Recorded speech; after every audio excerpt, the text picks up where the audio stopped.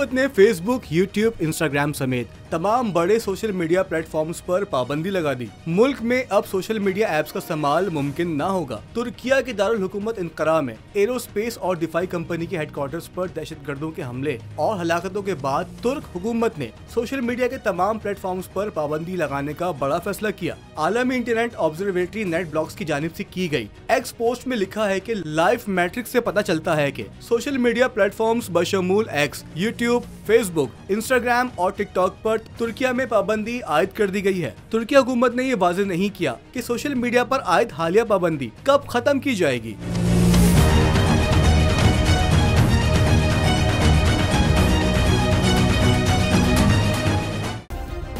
Subscribe करें और bell दबाएं ताकि कोई खबर रह न जाए।